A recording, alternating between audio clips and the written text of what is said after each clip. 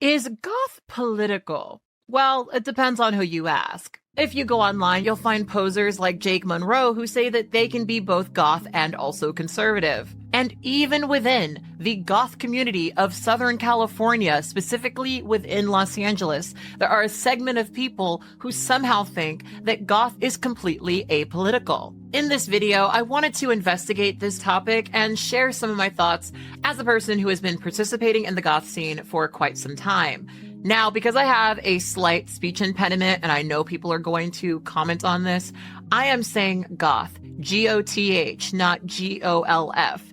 Yes, I'm speaking about a music-based subculture that centers around gothic music. One of the main reasons why I moved to Los Angeles, I wanted to be closer to a lot of the goth events that I dreamed about going to when I was a young baby bat. If you guys live in Los Angeles and you're ever curious about places to dance, I did post an article on my website about my favorite places to dance in Los Angeles, and a calendar that's created by some of the local community members is attached to the top of that post. So regardless of when you click on this video, you will likely be able to click on the article that I link below and find somewhere to dance tonight. I think one of the common issues that we have is that there is a very distinct difference between goth as a subculture and gothic as an aesthetic.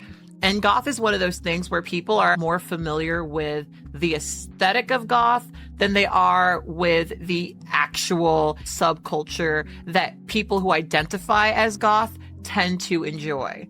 One of the things that's really funny to me is when people think that Deftones is goth and My Chemical Romance is goth, right? Like, I definitely have some stereotypical goth faves. I do like music that sounds like Sisters of Mercy. That is kind of, in my mind, one of the basic sounds of goth music. One of the reasons why I made the post that I made is because I found myself going to a lot of events that were stated as goth, but were not goth. I am one of those people that gets really frustrated when the playlist doesn't match up to what it's advertised as. I would say that to be a goth is to be a music snob to some degree. When I say music snob, I don't mean like, oh my God, I know everything about everything. I mean, you have this very particular idea of what this is. And usually one of the reasons why you're using that label is to signal that you're specifically into that, right? For me, if it's not related in one way or another to gothic rock, to post-punk, etc., I'm kind of not going to think of it as goth, right? I enjoy a lot of different music, but goth is what I go out for. Some of you guys have run into me at various shows and club nights around the city. I'm pretty predictable in terms of where you can likely find me. If you live in Los Angeles and you are trying in any way to interact with the goth subculture specifically, you are likely to run into me because really being goth, it's like, you like this very, very specific thing. You enjoy these very, very specific things. And sure, there's all of this other stuff that comes on top of it that is also associated with it. But usually we're there for the music. Ultimately, the goth community is a music-based subculture. But for me, the politics are part of it. Usually a goth event is going to be centered around music, not black lipstick, though we do also tend to like that. But why do we like black lipstick? To begin this conversation, I wanted to start with a video by someone who is very demure, who seems to ask questions that I think lead to at least the foundation of what this means for me. Anyone have any advice on what it feels like to want to go back to being alternative as an adult? Because I feel like as a teenager, it was like rebellion. But I don't really feel rebellious. I just kind of want to stretch my ears out, maybe add a blonde streak to the side of my wig because my sideburns are already blonde. I do like that. I like how blonde and black hair looks on top of each other. So I'm thinking, but it's also, in my mind, I'm like, grow up. But also, what is this? Like Jersey Shore leopard hooker? I don't know. You know what I mean? Maybe I could lean back into the alt side for a little bit. But is that weird as an adult to say? Because if I'm going to be real, now that I'm sober, I am realizing a lot of the blonde jewels, glitz, and glamour is performance. Like, this is Brian, and that's Trixie Mattel. That seems like a pretty simplistic video that doesn't say too much, but it's really getting at the core of why I think being goth is so political. In Jules' video, she mentions that she wants to go back to being alternative as an adult, as if being alternative is something in the past. Now, before we get too far into this video, I do want to clarify that alternative for me is like a catch-all. It's like an umbrella term. Goth is definitely more specific. For me, when I saw this video, the thing that I immediately thought was, to me, being alternative is really just being yourself and not letting go of it. When I was younger, I definitely had an alternative style. Because of my environment, I wasn't always able to explore that. I started doing DIY shit because I couldn't go to the store to buy the things that I wanted, whether it was feminine things or just overtly alternative things. I would take whatever clothes my parents got for me from Walmart, cut them up into something that was more me, and wear that to school. That for me is the essence of being alternative, because you acknowledge that you are not part of the status quo. I think it's fucking cool that I can go and just get a Trips, NYC skirt from the store. But it hasn't always been the case. And for a lot of people, DIY is the heart of how a lot of us came to the alternative subculture, because we found ourselves drawn to things that you couldn't just buy because they weren't really commodifiable, right? The thing that's so interesting to me about the way that goth has become commodified and extracted from subculture, because right now there are people who think that going to buy your goth clothes at a store is more real than making them yourself, which is odd because that's the antithesis of this thing. One of the things that really stands out when I go to a goth event is that people create their own persona. They cultivate their own way of existing and expressing. And you can tell it's something that they've cultivated over years. They may have started with one thing. They developed a certain silhouette, a specific way of doing their face makeup. And now it's what they do. Now it's who they are. A lot of us are into persona in a way. And I would say that the goth community is an overwhelmingly queer space. Now, of course, I live in LA, and I'm sure that our communities are not all the same. Though I will say I've traveled quite a bit. And every time I travel, I try to go to a goth event. And the one thing that I have definitely noticed is that I can go to a goth club in almost any city. I can go to one in San Diego. I can go to one in Portland. I can go to one in Kalamazoo. Shout out to Kalamazoo. There was a goth event that I went to when I was in Kalamazoo. It was at a pizza shop, and it was so fun. I'm sorry that I didn't go back to the jacuzzi with those of you guys who invited me to the jacuzzi. I've been to goth events on the East Coast, the South, the North. The ones in the North aren't as fun, but everywhere I go, it doesn't even matter where I am. I will meet people who I feel get it, because we're all going for the same specific thing. And in every one of these spaces, there are people who are unique on their own. And a lot of that is their queerness. A lot of it is their self-expression, their manifestation of something that's inside of them, right? I would say that goths are an overwhelmingly creative group of people. And that naturally does mean we tend to be a little bit more left-wing. In most of the goth spaces that I'm in, discussion of politics is not taboo. In fact, I personally have taken to having very loud political conversations just to make people uncomfortable. If you read my article that I wrote about the Los Angeles goth scene, it starts with a disclaimer about the fact that MAGA goths do exist. There are indeed people who consider themselves to be conservative, who have sort of taken over the scene in a lot of ways. They've done it because they usually have the money. Right now, a lot of the working class people who can't afford to go out are no longer going out, and the club is full of people who have more resources, who often end up being conservative. So it's not too terribly uncommon to run into a person at the goth club who is conservative. But in my opinion, those people tend to be pretty confused. In fact, let me tell you about one. I'm going to enjoy telling this story because this is someone who likes to lie to me and act like he's watched my YouTube channel. And I know that he doesn't watch my YouTube channel, and I know that he's never going to see this. There's this guy that I see all the time in the goth club. he definitely stands out because he is pretty unique. I'm not going to specifically describe him, but people who go to the goth club will be able to know who I'm talking about because he has a brother who is the polar opposite of him in a lot of ways. It's almost like a sugar and spice kind of situation. And yes, he does look like a Batman villain. This is someone that I have known socially for many, many years. And it wasn't until I added him on Instagram that I got all of his conservative bullshit. And I promise I would have never really known, just based on the environments that we tend to be in, that he was conservative. But you go to his page and he's nonstop talking shit about the LGBT community, about people of color, etc. But in person, he's blowing me kisses and telling me that I look sexy. And also, he's a drug dealer. He'll go online and complain about the wacky wokeness of Los Angeles, but then in his offline life, he sells drugs to people in the club. Like, it's completely nonsensical, but I think that's sort of the point, right? My experience with so-called conservative goths is that they tend to be very out of touch. In fact, I'm going to show you 2 examples of conservative goths, and one of them is going to really embody exactly what I'm talking about. So I don't want to be a bitch. And I have a terrible style, so maybe I'm not the right person to talk.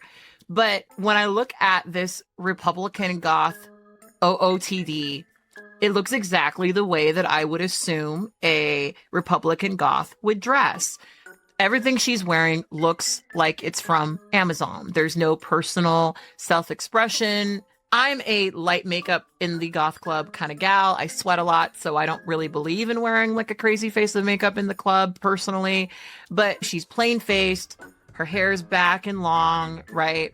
She has this very crispy looking, probably purchased on Amazon dress. The corset is like one of those fake corsets that is elastic. Look, I'm not saying that's bad or that these things can't be used in an outfit, but it sort of reeks.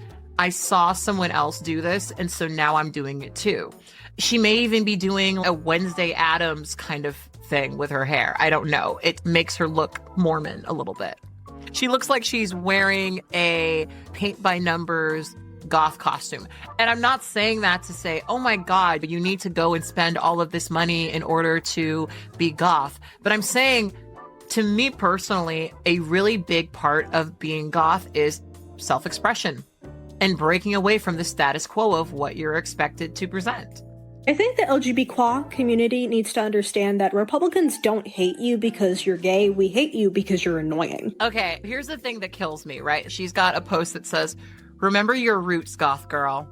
And the song that's attached to it, I kid you not, is Welcome to the Black Parade by My Chemical Romance. And here is the thing. There are a lot of people who were emo or scene or were really into Fueled by Ramen. And that stuff had the subtext of standing against the status quo. However, none of it's goth, right? What is actually goth is usually not sellable. It's usually not what people want to buy. And what we saw in the 2000s was that internet culture connected a lot of teenagers, and a lot of us resonated with things like Scene. I was 40% a Scene bean when I was a kid. For me, one of the frustrating parts about a lot of the discourse around goth shit on the internet is that, in my opinion, there is a pretty big divide between the internet conversations and the conversations that we actually have offline. The community is very different from whatever people are doing on the internet. On the internet, people think the only way to be goth is to be trad goth, which isn't a thing. There are all these labels that come from these posts that were talking about different gothic styles. A lot of people think that these are real things, to the point where if you're going to actually be goth, you have to wear a white base and do your makeup like Susie Sue. And it's like, that's just not true. To me, this is a girl wearing black. This is a girl who looks like every other girl, but she's wearing black. And I'm sure she loved My Chemical Romance. I do not know what that has to do with goth. And frankly, I think because we conflate so many of these things, it is very easy for people like this to get confused. And I think that there are a lot of people who, when they go to a goth club, like I've talked to these motherfuckers, they go to the club, they hate the music, they don't understand why we like it. And we like it because we're goth. You don't like it because you're not. And that's really as simple as it is, right? I'm not saying you got to like all goth music, but I'm saying that if you go to a goth club and you find yourself not liking any of the music, that's probably a sign. That's probably a sign that goth is not the word to use for you. And it's fine to use alternative. I think alternative is a great catch-all, but it's kind of aggravating to me that this woman posted, "It's not a phase, mom," and has the caption, "Remember your roots, goth girl." And that's just not what's happening. My Chemical Romance is not goth. Sorry, this is a really big sticking point for me. When I listen to My Chemical Romance and I listen to goth music, it's two completely different sounds entirely. They're both kind of edgy, I suppose, but they sound completely different, right? And don't get me wrong, My Chemical Romance has some bops, but wearing black eyeliner and dressing in all black isn't all that there is to being goth, right? And it kind of aggravates me that that's where so many people stop, because the natural result of this is that because this shit is a bit more popular, they're going to start playing My Chemical Romance at the goth club. And for some of us, that's really annoying, not because we don't think MCR occasionally has some decent songs, but because it's not goth. Because it's not goth, you know? It's just really aggravating. So now that I've shown you guys that, let's watch one of the internet's most infamous MAGA goths. Your whiteness, your greatness, that by existing around blacks, you're pissing them off. Yeah, so they have a genetic predisposition for being more inclined to be violent. And then you're also a catalyst by merely existing near them. Isn't that fantastic? For me as a goth, to be talking about white culture and white power and all this kind of stuff is because this is white culture.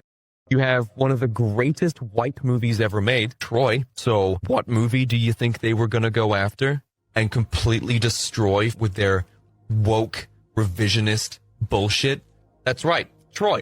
They were going to go after that. They're going to rewrite it. They're going to have their own shit in there.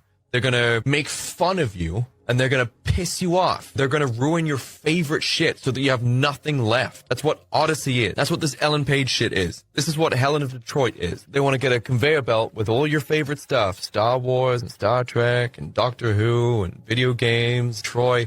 All these cool things that you loved as a kid that a lot of white guys were into. Oh, chopping your pitchforks. And one by one, in front of you, they're gonna destroy this. Joker 2 is the most perfect example of this exact concept. It needs to be destroyed. Uh-oh, we made the Joker and a bunch of lonely white guys liked it. Uh-oh, they felt representation. They felt represented. They felt seen. They associate with the Joker. They're rallying around the character. They feel understood now. Uh-oh, fuck, that goes against the script. That goes against the programming. We made a mistake. Quick, make Joker 2 and make it gay as hell. Make it super gay. Not enough. Who's the gayest bitch you can find? Get that hag in there. Get Lady Gaga in there. So you've got dancing and singing and Lady Gaga, which men hate all these things, and then gay rape at the end, and then kill him. A public flogging. Joker 2 should show you exactly how far they're willing to go and how much they're willing to spend to make sure white men have nowhere to go. That movie cost like $350 million to make, including marketing. There was no way that movie was going to be good. There were actors on the set that were like, this is shit. What are they doing? It was on purpose. You have one of the greatest white movies ever made, Troy. I gotta be honest with you guys. This is a weak, dejected white man, and it makes me giggle. It doesn't even make me feel powerful. It actually is pathetic. It is nakedly pathetic. And it's something that I don't think white men are ever going to fully understand in terms of how people are perceiving this, right? Because really what this is a contrarian. And unfortunately, there are some white men who think that being a contrarian in a culture that coddles them is alternative, when really it's just you repeating the pattern of having way too much airtime, having way too many people within society give you the space to validate your foolish bullshit, right? This is a guy in 2026 whinging about people not liking the Joker movie. The Joker movie, which he very clearly loved. This is another thing that gets me. This is a side rant. I am not even a comic book fan like that, but I did date one for 6 years. So basically that gives me authority. And I just think it is so interesting the way that white men who don't read comic books have kind of taken comic books as a genre and really just donkey punched it, honestly. This guy is complaining about accuracy, which, by the way, the Odyssey is not an accurate story. It's not based on truth. It's not a real story, a real telling of real events. Neither is Joker, right? But it's white culture. It's white culture. And they're trying to take it away from you. They're trying to steal it from you. And it's just so funny. It's genuinely so funny because it just shows how weak they are. It shows just how pathetic truly they are. Black folks are protective of Black culture because white folks have tried to get rid of it. White culture has been given many years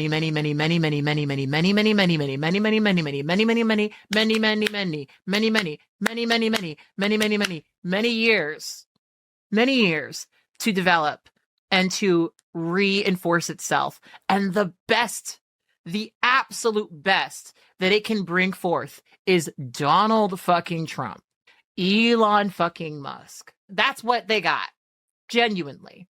And they'll go on this whole rant about Africans living in huts, and they'll talk about Black people being thugs and, oh, don't chimp out.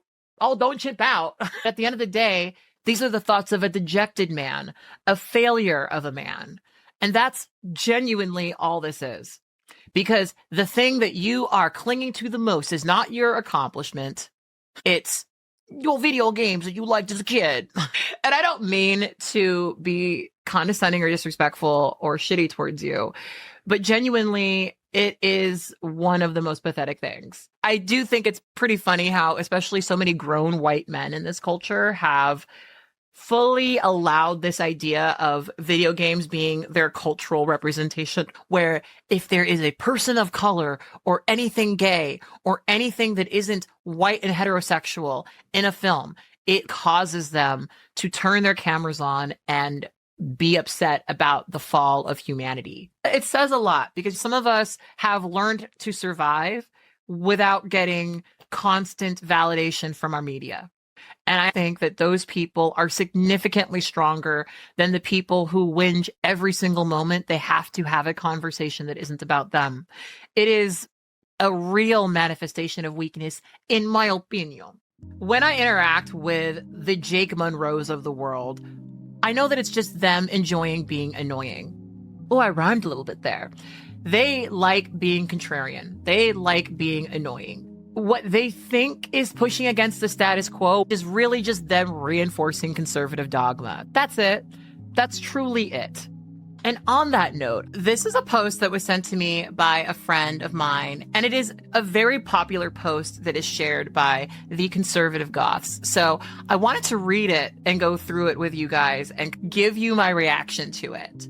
So it says, why goth and alt communities are now purging far left mentality and trans progressive ideologies. Now, before I read this, I want to paint a picture for you of what your average goth club, at least that I've been to, is usually like. If you've never been to a goth event, if you are curious about checking out the Los Angeles scene, I did make a whole post about my favorite events. And what I say in this portion of this video is going to be applicable to all of these events. But most of the goth events that I've been to have a room full of people of various different colors. No, it's not just all white people. In Southern California, in Los Angeles especially, it is predominantly Chicano. Yes, there are lots and lots of white people, but I am often not the only Black person in attendance. It is a group of overwhelmingly queer people. It's a place where you will see a random person in a GIMP outfit. You will see a cross-dresser. You will see a trans person exploring their gender expression. You're going to see dudes making out with dudes, girls making out with girls, and they-thems making out with they-thems. Yeah, you're gonna see sex workers, not just on the stage shaking ass, but also standing right next to you, having conversations with you. The goth community is full of misfits. It's full of people who stand in opposition to the status quo. I often think of goth events as the place where I can go to experiment with my style and stuff. The goth community is overwhelmingly creative and self-expressive. And yes, there is conflict. Yes, there is petty drama. Yes, so-and-so slept with so-and-so. And I'm not going to say that the goth community is free of racism. I'm not going to act like there aren't issues with homophobia, queerphobia, etc. All of that shit is true. I'm not going to act like bigotry doesn't exist at all within the goth community, but I will say that it's very odd. When someone is bigoted, that tends to become a point of conversation. And I know that a lot of the people who go on the internet and make posts like this are usually the people who have those politics who were pushed out of these communities. But anyway, let's keep reading. Okay, it says, the anti-far left sentiment within the goth and alternative communities is growing rapidly, driven by deep exhaustion with progressive conformity, ideological purity tests, and internet call-out culture. Okay, let's talk about this real quick. What's internet call-out culture? I'll talk about it as a person who did a little bit of this. So I am on a couple of people's shit lists because I don't like rapists, but I called out a very popular after hours in LA for hiring a rapist. And when they hired this person, they proceeded to then make a post in defense of that person, essentially saying that if you go outside after 2:00 in the morning, you can just expect that something bad's going to happen to you. And this degraded into discourse. And yeah, there are some people who don't really like me within the goth scene because I called out this particular after hours, and a lot of people like to party there. But I called it out because, well, I believe in trying to protect the other people within the goth scene, right? That's just something that I try to do when I can do it. People get called out within the goth community when they are Trump supporters. That is number one, the reason that I've seen people get called out, when they are Trump supporters and when they are bigots. Why would that be something that people talk about? Because the goth community is overwhelmingly queer. You've got a group of overwhelmingly queer people who are opposed to the status quo. A lot of us do have far left politics. Not everybody, but in my opinion, the best people in the club do. In general, we are a group of people who are different, right? We try to celebrate that and we try to see the beauty in that. We see difference in others as something that is beautiful. We see uniqueness in others as something that is beautiful. We don't want cohesion or assimilation. We think that standing up against that is actually a good thing. They mention trans progressive ideologies and far left sentiment, along with progressive conformity and ideological purity tests and calling out. But most of this is referring to people calling out Trump voters. And I want to make that very clear. There's a segment of people in the goth community who are MAGA, who think that they should be able to go and vote against the rights of the people that they're dancing next to, and that they should be welcomed with open arms.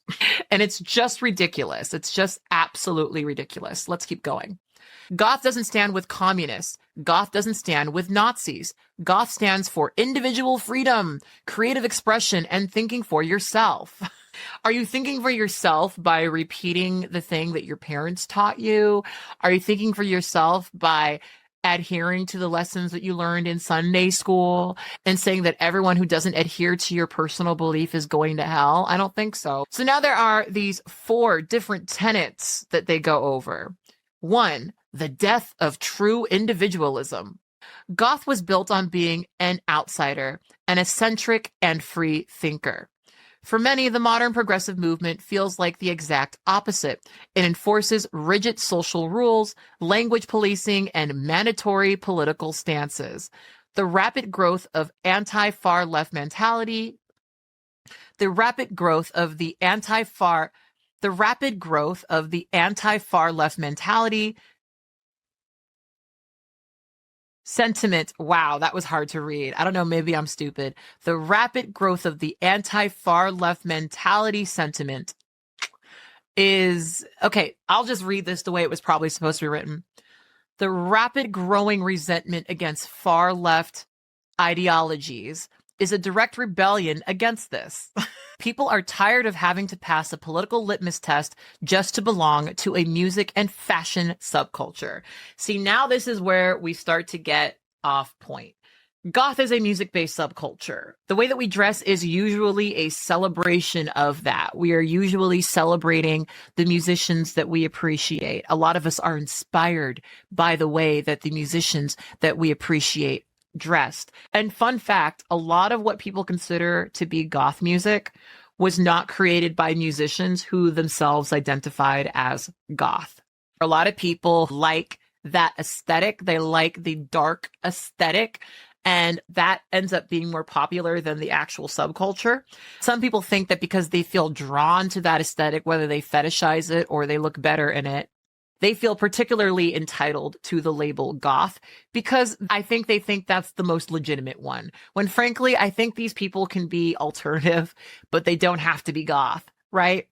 It's so funny interacting with these people because a lot of these people don't even like the music. They do not actually enjoy the subculture. They like hot goth girls.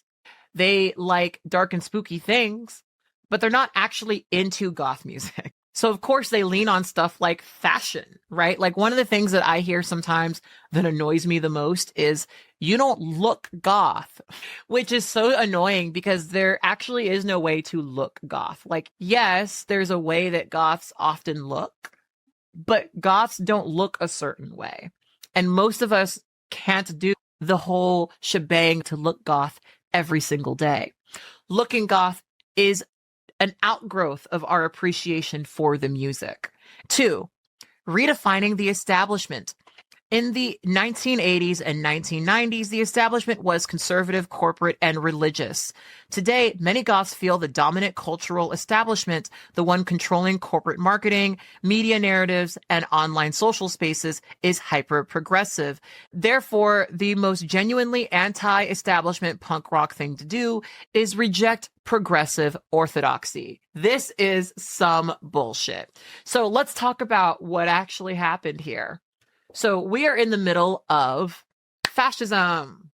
And if you ask me, this country has always been fascist. This country has always been a white ethno state. We've just sort of painted over that and tried to pretend that it wasn't. But we're seeing right now just how much conservatives control the media. This is, I know, where a lot of people are gonna disagree with me. The establishment left is actually right wing. The establishment Democrat Party is deeply in bed with capitalism, which means that it is not on the left. It is actually liberal ideology that will always be right wing. And because it still makes space for capitalism, there will always be a little bit of space created for exploitation. Corporations trying to sell things to the LGBT, corporations trying to be more inclusive of people of color, that's just capitalism. It's maybe kind of chill, I guess, that more companies are trying to be inclusive. And I don't think necessarily that that is a bad thing, but it's just these companies trying to make money. You could see that this year because many of the companies that celebrated Pride last year no longer celebrate Pride. Why? Because it's fallen out of favor. In the entirety of my life, I think we've maybe had 10, maybe 15 years when it was pretty standard for us to celebrate the LGBT, where that was more normalized. But now we are rapidly entering into a more overtly anti-LGBT phase of this country. And in all reality, that's a phase that we've been in for the vast majority of it. Goth clubs and goth spaces exist the way that they do because they are spaces that are created as an escape from the status quo, where you can come and express yourself in the way that you would like. There are some people who will never be able to express themselves in their daily life the way that they can in goth spaces. The reason they keep going back. It's interesting that a lot of people conceptualize being alternative as something that you do when you're younger. Because from my observation, the goth community tends to be a older crowd. A lot of them were alive in the 80s, right? And they keep coming back, even if they've changed in their daily life, even if they've gone on to have kids and they choose to present themselves a certain way in their daily life. They use the club as their one place to freely express themselves and break away from that status quo. I think that what happens with a lot of conservatives is they fetishize these images. They fetishize the trappings of being alternative and being goth, but they don't really get any of the subtext of it at all. They don't really get any of the reality of what this is, right? I think a lot of people don't understand that for many years in this country, it was illegal for men to dress like women and for women to dress like men. Androgyny is incredibly popular and incredibly common within the goth club. Freedom of gender expression is incredibly common in the goth club because of a history of these spaces being one of the only spaces for people to express themselves in that way. I get frustrated when people act like sex work is completely foreign to the goth subculture, because many of the people within the goth subculture are themselves sex workers. Many of the people who perform at goth events are themselves sex workers. I made a whole video where I talk about that and the alt bop house. You guys can click on that in the description box below. I'll be sure to leave a link to that video. But I say all that to say that the goth subculture has always been counterculture. And you being aligned with the corporations, you being aligned with capitalism, you being aligned with the status quo, all of that is what we're trying to escape within the goth subculture, and does indeed sabotage the validity of your goth label. I'm sorry to say, actually, I'm really not. Anyway, let's keep going. Number 3, exhaustion with virtue signaling. There is a massive wave of burnout regarding how online alt spaces operate. This is a post predominantly speaking about the internet. And I think that's really funny because if I'm reading between the lines, these are people who like dark and spooky things. They might like horror movies and things like that. And they go online and they join goth groups. And then they're shocked that people are hella trans and hella political, right?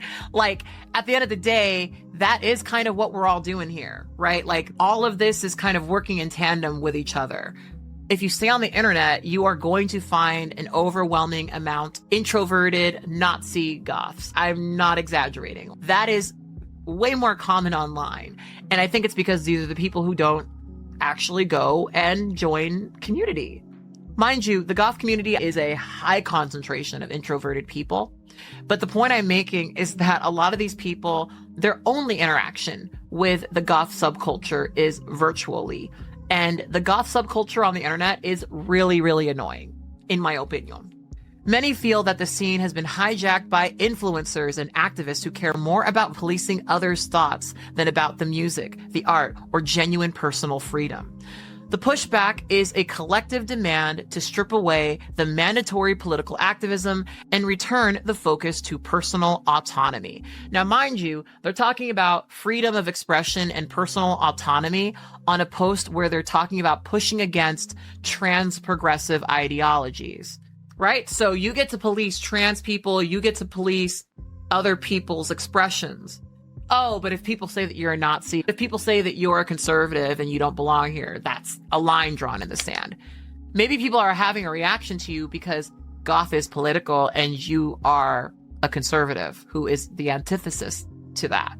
4, overcorrecting and gatekeeping. Years, progressive goths used gatekeeping to keep right-leaning or centrist views out of the scene. Now the tables are turning. The rapid growth of anti-far left, the rapid growth of,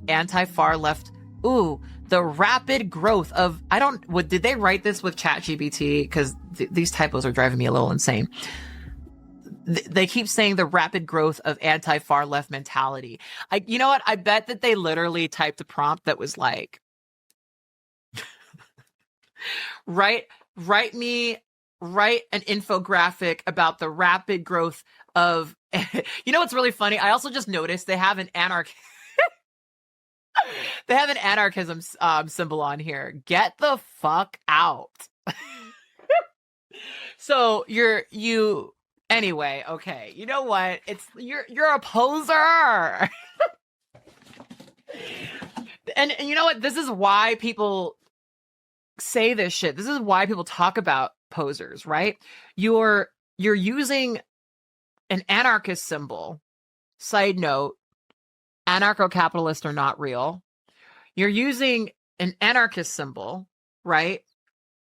And talking about the rapid resentment towards far left ideologies. Be for real, dude. Like, I get that, like, this anarchy symbol make you feel really edgy, but they mean something.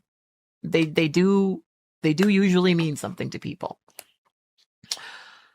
The rapid growth of anti-far left mentality sentiment is a counter gate king movement. Traditionalists, centrists, and conservatives are pushing back. How do you not even see it? You're even saying it right now.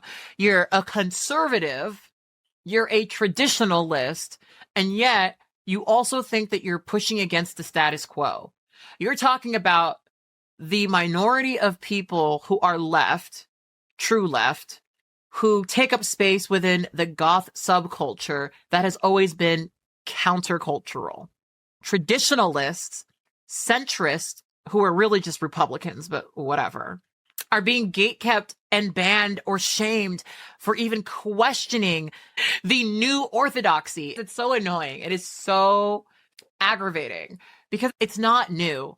It's like you guys see the remnants of queer sex workers coming together to appreciate something, and you genuinely don't get it. You genuinely don't get it. You think that this is actually about conservative bullshit, when in all reality, it's not. They see themselves as the real protectors of free speech and artistic expression. Because we are. Because being a conservative is the antithesis to this, right? You making this post with AI is almost a perfect manifestation of that, right? First of all, the way that this is laid out is terrible. Why would you go 1, 3, 2, 4? 1, 2, 3, 4. That is just the way that it's supposed to be. The top two, then the bottom two. I don't know why you did it any other way. You keep trying to force the rapid growth of the far left, the anti-far left mentality sentiment. And that's not a sentence, really. That's a sentence you came up with, but it's not cohesive. And you think me saying that is bullying or trying to silence your freedom of speech, but it's actually just poor expression. And yeah, you're valid or whatever. I guess you get to be that way. This is just an immature, underdeveloped thought process. If you're going to make the argument that gender is a binary and that trans people aren't real and that white people should rule this world and black people are naturally inferior to them, these are all the conservative ideologies being promoted right now, you are just celebrating the status quo. That's it. You're not countercultural. And the people who stand against that are the actual countercultural ones. People think that because capitalists have noticed that they can make money from goths, which they really can't, right? Because a lot of the times the people who show up to this shit are not goth, but whatever. People act like because corporations started pandering, everything's okay. And we're literally in the middle of a genocide right now. As this person complains about being gatekept out of goth spaces, they're literally racially profiling people and putting them in camps right now. Is it countercultural to reinforce what the government is doing? Or is it countercultural to actually stand against what the government is doing to the vulnerable? I don't know why this escapes so many people. In fact, let me show you one of my favorite goths on the internet who recently got arrested for his political stance. I was arrested on April 20th, 2026 for being a veteran protesting against the illegal and pointless war in Iran. The group of protesters that was arrested was comprised of many generations spanning from Vietnam to current day. About Face, Veterans Against the War, is planning a new march in demonstration against this war in Philadelphia on July 4th. We're going to be gathering hundreds of veterans to march in defiance so that the people of this country know that veterans of the previous wars that made absolutely no sense stand against this current war, that it is just as meaningless as the wars that we fought in the past. There is an extreme disconnect between the working class people and the billionaires and the elites of this country that are pulling the strings, making money off of perpetual and constant conflict. If you're a veteran or you know one that does not stand for what is happening, get them tied in to what we're doing, get them to Philadelphia on July 4th. The time to take action is now. And look, this is why I love Goth Dad. Dad is one of the few goth influencers who I regularly check in on, and I really appreciate a lot of what he creates and what he continues to reaffirm, right? He is a goth musician who is also an activist and stands up for what is right. And that is not some new thing when it comes to goth. It's the reason why many of us are drawn to goth as a subculture. Many of the goth events that I've been to double as mutual aid. They double as places for people to gather and organize politically. I've seen people do a lot of political work within the goth space. It is indeed a political subculture. Let's watch one more video by a music historian who talks about this exact issue. So can goth ever be MAGA? No, as long as any of the symbolism or meanings of the original British goth subculture remain. If there's any trace of it left, then the answer is a definite no. A conservative goth would be like a conservative bohemian, and that's a contradiction in terms. So as a music historian, I'd like to provide historical perspective on this whole MAGA goth thing. First of all, let's talk about what political conservatism is. What is the basic definition? And I'm not talking about Trump and Trumpism specifically, or Ronald Reagan or Ayn Rand or whatever. But what is political conservatism as a 200 to 300-year-old political philosophy? Political conservatism is a celebration of hierarchy. If you ever want to understand why a conservative believes the things that they do, always look for the hierarchy angle. What conservatives want is freedom for the upper classes and constraint for the lower classes. That is the basic definition of political conservatism. Conservatives view everything through the prism of hierarchy. In their view, anything white is always better than anything black or Hispanic. Male always trumps female. Straight always trumps gay. There's no such thing as a conservative populist. The whole point of political conservatism is not to have populism. There is absolutely no such thing as a right-wing rebel. The whole point of conservatism is not to have rebellion. There's no such thing as a counterculture conservative. The whole point of conservatism is not to have a counterculture. But conservatives pretending to be populists is one of the tools they have always had to try to convince you to go along with a political agenda that does not benefit you. And MAGA trying to infiltrate goth and other subcultures, it's an extension of that. Like the way the British National Front tried to infiltrate the punk movement in the 1980s. Musicians, creative artists of all types have a tendency to be pretty intelligent, empathetic people, and they've always been against unjust power relations. At least ever since the Age of Enlightenment of the mid-18th century made it an intellectual option to begin with. So prior to the Age of Enlightenment, you supported the power of the aristocracy, the absolute power of the monarch. There was no other political choice. It was the only political option on the menu. But when the ideas of Jean-Jacques Rousseau and Voltaire and others advocated for an aristocracy that actually worked for the good of the nation as a whole, and then later on advocated for democratic forms of government, the best musicians were always on board with that. Composers like Mozart railed against these unfair hierarchies in operas like The Marriage of Figaro and Don Giovanni. When Napoleon Bonaparte saw them, he called them the revolution in action.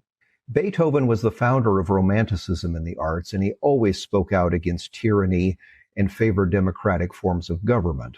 Romanticism of the 19th century was to celebrate the individual, not as sort of an Ayn Rand type ego trip, hooray for me and screw everybody else. It was supposed to be an egalitarian gesture that emphasized the unique worth of all people. Now, countercultural subcultures, from hippies to the original heavy metal culture from the Midlands and England to mods, punks, goths, they're all children of 19th century bohemianism. And bohemians rejected the values of capitalist bourgeois culture. There's an excellent book called The Artist, A Social History. The book states, the blessings of science and technology did not fall evenly on 19th century society. The fact that the promise of a better life through industrialism coincided with a pronounced deterioration in the lives of working people. The irony of this situation was not lost on intellectuals and artists who had expected science and technology to produce a steady stream in the advancement of human happiness. With all this computerization, people are working longer hours and living paycheck to paycheck more than ever. It was painfully clear to artists, cut adrift from their accustomed sources of support and ill-equipped to join the new business civilization coming into existence. During the 19th century, capitalism was at its most brutal. It was the horror story that Charles Dickens writes about. There were no regulations, there was no social safety net, and these are the conditions that political conservatives today want to take us back to. The whole MAGA project is to wipe out the gains that workers and women and minorities have made throughout the 20th century. So I guess the idea is to go back to some kind of pre-World War I feudalism, some kind of computerized feudalism where workers have no rights and countries are ruled by some kind of computerized aristocracy. And this is not hyperbole. The right-wing think tanks right now are working overtime, putting all of their energy into it. Now, how well do you think you're going to make out in such a system? So this Jake Munro guy's argument, who I strongly suspect isn't a goth at all, he was probably someone from the Heritage Foundation that they put him in goth attire and then just gave him his own show where he spews these right-wing talking points. His argument is that goth has never been political. Why does it have to be political, he says? Well, yes, it has always been political. Subcultures are a language of signs, and the only way that this language makes sense is as a text of resistance. So he says, goth isn't political. Why can't we just, quote, enjoy it for what it is? What exactly does that mean? Just enjoy it for what it is. But if he wants to be the one who likes all the pretty songs and likes to sing along but don't know what they mean, he's free to do that, I'm sure. What pisses him off is that he doesn't like you ascribing meanings to goth that he doesn't like. And those meanings just happen to be what originally came from the goth subculture in England. I absolutely love PhD Goth. I will put a link to this YouTube video in the description box below. I appreciate a lot of the work that he does talking about this subject. He makes a lot of content about the history of goth and also some of the more political aspects of it. I've loved every little bit of content that I've seen of him. Now, is this to say that goth is free of bigotry? No. Everyone who is in the scene knows that even the people who try the hardest still can be bigoted, because we all can still be bigoted.